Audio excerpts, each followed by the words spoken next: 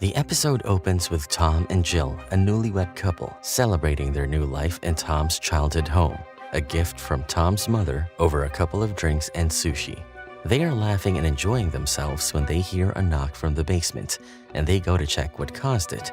The basement is full of boxes containing Tom's childhood memories with Jill, as they have known each other since childhood.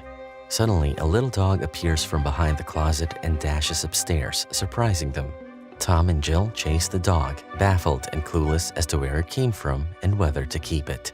Later that evening, Tom invites his friend Jason and his girlfriend to their place for dinner, where they discuss memories from the past and also Jill's old drawings of a character she named Pretzel Jack that they found in the basement. Jill elaborates that she had visited a circus and seen a contortionist, and, inspired by him, she made her own contortionist clown character, which she would draw in the stories she wrote. The next day, the couple goes to the store to get supplies when Jill notices Tom talking to a woman, Sarah, and when they return home, Jill confronts Tom about the woman and asks if he has had an intimate relationship with her. Tom, who introduces Sarah as a client, is baffled at the accusation and reminds her that he is not her father, who abandoned her after cheating on her mom. Later, they reconcile after apologizing for what they said to each other. It is then that a mysterious door appears in the basement, and the couple is freaked out by this inexplicable appearance. To settle their nerves, Tom calls a friend, Jason, who tries to open the door forcefully, but when nothing works, he brings out his shotgun and fires multiple shots, much to Tom and Jill's horror. He only stops when the power goes out, but it does the trick and the door opens. Inside, there is a stairway that leads to another door that has a handprint on it. Jason is forbidden from using his gun again, and the three decide to ask their neighbor if they could see his basement, as they suspect that he might have created the passage to sneak into their house, but can't find anything suspicious in the neighbor's basement, and after apologizing, they leave. Over the next few days, they try everything to open the door and even call help, but nothing can open that door. One day, alone in the house, Jill goes to the basement after hearing some noise. She reaches the second door and, on a whim, places her hand on the hand imprint, which, surprisingly, opens the door. She looks around and sees a terrifying clown that whips around and bends unnaturally before running past her. Jill immediately calls the police and tells them that the intruder was already inside the house, but at that moment, they can't do anything more than keep an eye on the house for the night. Jill has been in therapy to deal with her distrust of men because of the trauma she underwent in her childhood. And now, Tom's meeting with a mystery woman makes Jill more suspicious of him. So she decides to place her trust on another man, Jason, who she asks for help and figure out what is going on in Tom's life and visits him. But their conversation soon changes into an argument when Jason blames Jill for letting her past shadow cast on her current relationship. Jill defends herself, but Jason doesn't stop there and gaslights Jill till the scary clown comes from the shadows and starts stabbing Jason till Jill screams for him to stop. The murder soon comes to light, and the investigating officers question a shell-shocked Jill at her home as she is prime suspect in Jason's murder. But something the officer said strikes Jill, and that night she goes to the basement to look at the drawing pad that has many drawings of Pretzel Jack. She can't unsee the uncanny resemblance between the character she created and the clown that fatally attacked Jason. Since then, she has been having flashbacks from her childhood about a mysterious door that was in the house she lived in, or not, she can't remember. So to put a rest to these recurring thoughts, she visits her childhood house and the new owner graciously welcomes her. While inside the house, Jill manages to sneak into her room, but she can't find the door she saw in her flashbacks. So to cross-check if she missed it somehow, she sneaks inside the house once the owner has gone out to walk her cat.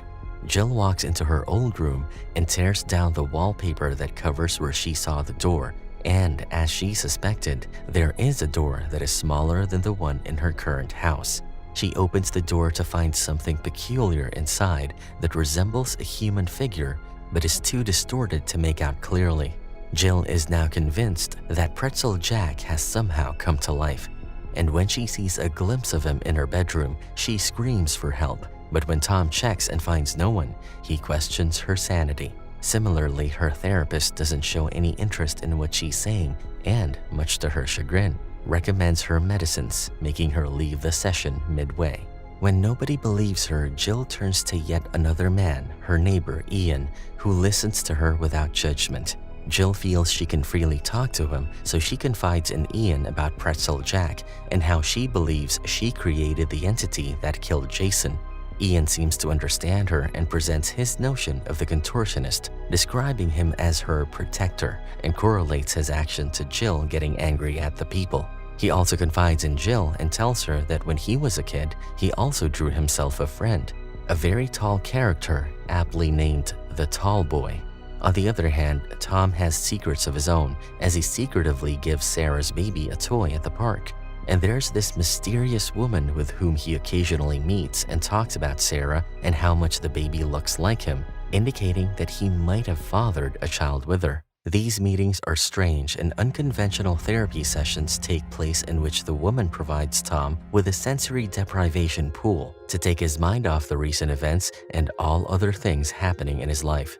But it is weird that she has cameras installed in therapy rooms through which she keeps an eye on Tom without his knowledge. Meanwhile, Jill has just reached home after she met with Ian when Tom gets a call on his laptop. Jill decides to take it since he's not home and is shocked to hear a child crying from the background and Sarah warning Tom not to come anywhere near her family again or she will call the cops on him. A furious Jill cannot believe her suspicions are coming true, all this while when she was made to feel she is in the wrong. Back at the anonymous woman's maze-like house, Pretzel Jack appears after Jill fails to control her anger and badly injures the woman, who tries to shoot him but to no avail. He then makes his way to Tom, attacking him with a knife and trying to drown him. Tom fights back but gets stabbed in his chest while tackling the contortionist. The badly injured woman has some strength left and she fires at Pretzel Jack, allowing Tom to run. But the shot doesn't do much damage and Pretzel Jack twists his body to appear like a spider, puts himself back on his feet, and follows Tom. In the meantime, Tom gets himself in the woman's car, but he doesn't know how to drive a stick. Because of this, he accidentally puts the car in reverse and gets rammed by a van once he reaches the main road. Pretzel Jack sees the accident and decides to leave for now.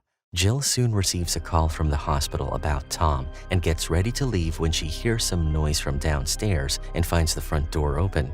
She gets scared when all of a sudden, Ian walks in with a dog, explaining the dog had run out. She's relieved and asks him to stay with her till she heads to the hospital, and Ian offers to drive her. At the hospital, Tom is not happy to see Ian with Jill, and sensing the awkwardness, Jill asks Ian to leave. The couple is then visited by the police, who show them the footage they recovered of the clown attacking Tom in the pool. They have also identified the mysterious woman, who turns out to be a doula, and they are curious to know how Tom knew her since she never advertised her therapy sessions anywhere. When the police question him about Sarah, Tom doesn't disclose much. However, Tom is reminded of Jill's drawings of the clown contortionist and believes that a psychopath must have seen the drawings and made a mask to look like the character.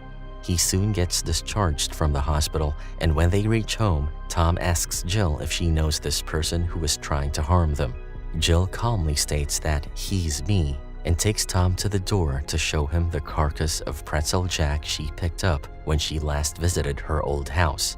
It resembles a hollow scalded mannequin, and after Jill moved out from her old house, Pretzel Jack too ceased to exist.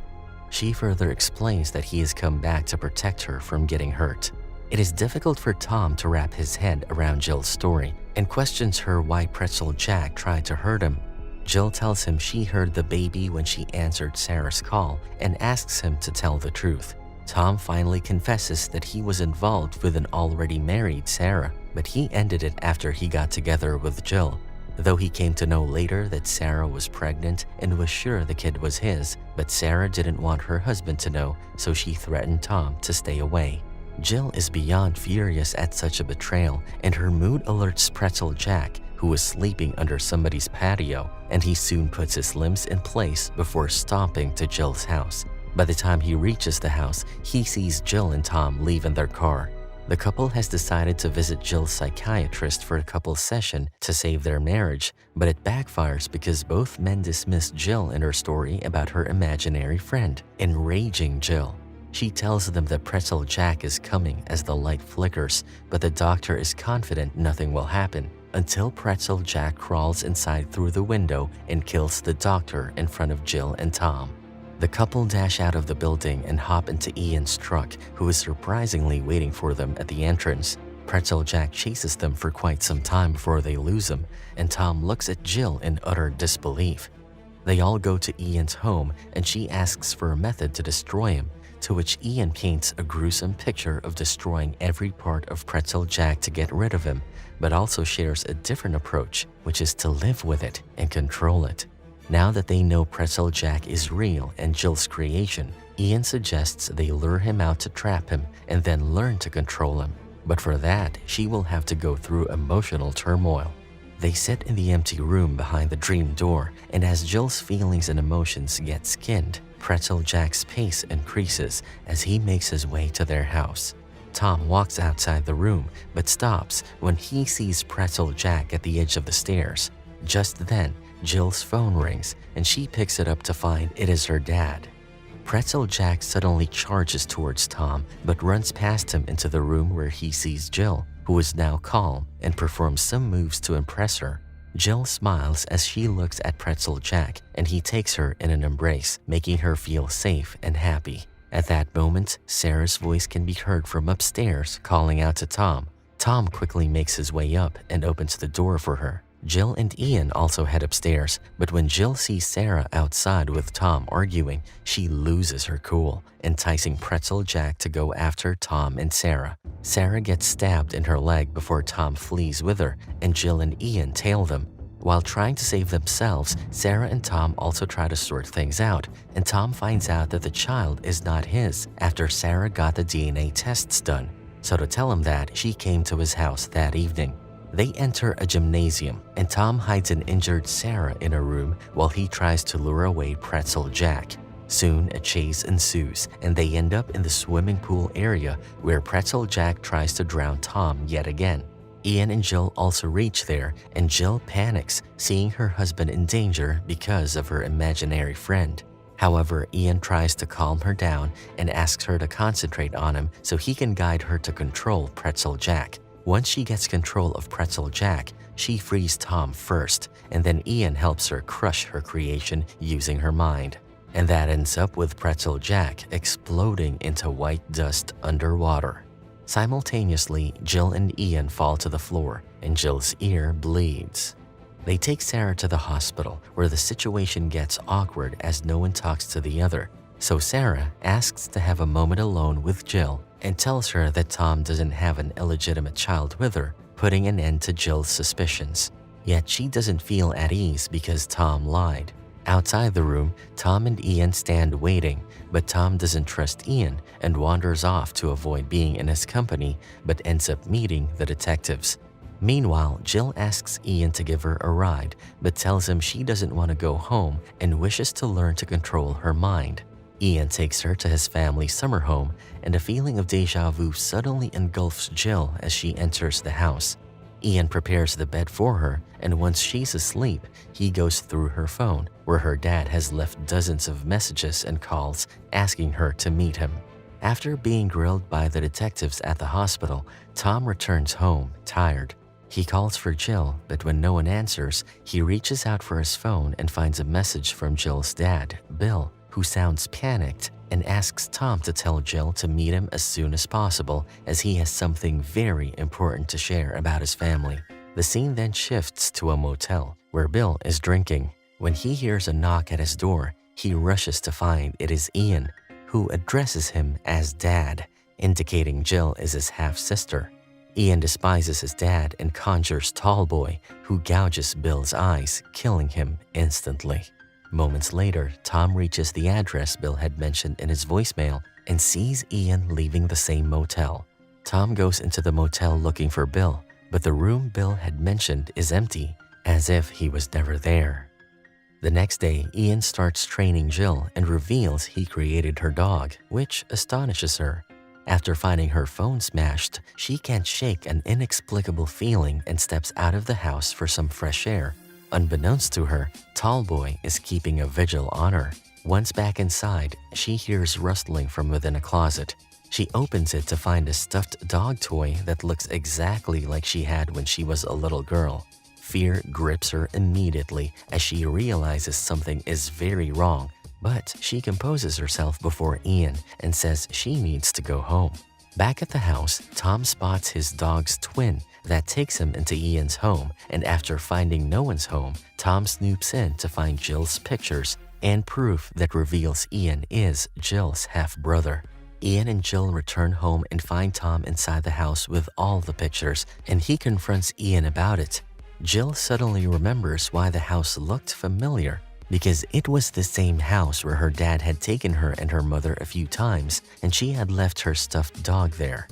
She puts the pieces together and is furious that he lied to her, but Ian wants her to understand he did everything for her and takes them to show Bill's corpse in his garage, but it is half chewed by hungry dogs that are Ian's creation. Horrified by what she has just witnessed, Jill steps back and yells at Ian to stay away from her and calls the cops. The cops and the detectives soon arrive, and Ian confesses to killing his dad and also takes the blame for Jason's killing.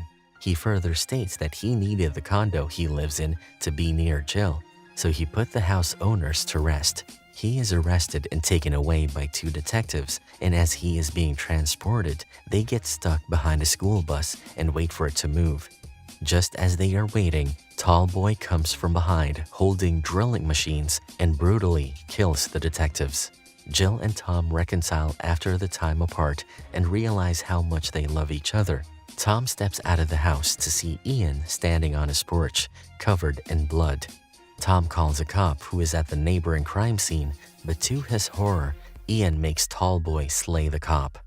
Tom tries to run inside, but Ian has already conjured a door behind Tom through which a red-hooded entity stares back at Tom. Jill calls out to Tom, but he doesn't answer, so she goes out and finds the body of the cop and a message for her, asking her to meet at the ghost neighborhood, written by his blood. In the ghost neighborhood, Tom is seen being dragged by the Tallboy into a building under construction, and he stops near Ian, who has just finished eating to keep up his strength. He confesses that he loves Jill in a pure, uncomplicated way and sees them being connected by the abilities they possess, much to Tom's disgust. But Tom doesn't stay longer to hear his nonsense and makes a run for it as soon as he gets a chance and finds him being pursued by the Tallboy. Meanwhile, Jill arrives at the ghost neighborhood in search of Ian. Unbeknownst to her, the hooded entities are following her, and when the security guard tries to stop her, those entities attack the security guard, stabbing him to death. Jill gets appalled and runs to hide from them, and Tallboy revving his drill nearby. She soon finds Tom, but after he forces himself onto her, she realizes it is not Tom, but Ian's creation with a psyche so he can feel Jill. Upon realizing this, she flees, and Tom's doppelganger chases her till she impales him with a piece of fence. Just as the fake Tom breathes his last, the real Tom comes, and to prove that he's real, he cuts himself with a nail, showing Jill his crimson blood. Jill finally breathes a sigh of relief and hugs Tom. It is the following day, and they step out in the open and soon get chased by Tallboy. They hide in a house where Jill concentrates on conjuring Pretzel Jack while Tom distracts Tallboy. Just as Tallboy is about to attack her, Pretzel Jack appears and an epic showdown between the imaginary friends of the part siblings begins. In no time, Pretzel Jack snatches Tallboy's drill and cuts his head in half, eliminating him. To put an end to their ordeal, Jill suggests they finish Ian. Ian knows what's coming next, so he runs and uses the last bits of his energy to revive Tallboy. He continues running, and the trio tails him into another abandoned home. Jill finds Ian in a room with dozens of different colored rooms. Ian is not ready to give up on Jill and starts tackling her, which is witnessed by Pretzel Jack. But before he can rescue Jill, he is attacked by the now revived Tallboy, who splits Pretzel Jack's body in half. Soon after, Tom reaches there, and the couple stabs Ian in his heart. Tallboy runs towards them to stop them from hurting his creator, but he accidentally pierces Ian's body with his drill as Jill and Tom jump out of the way. Ian suffers a lot before he dies, making Tallboy and all the doors vanish. Sometime later, we see Jill and Tom are parents to a beautiful baby who has inherited Jill's ability and can conjure entities who can become killers anytime. And that's a wrap for this movie recap. Thank you for watching.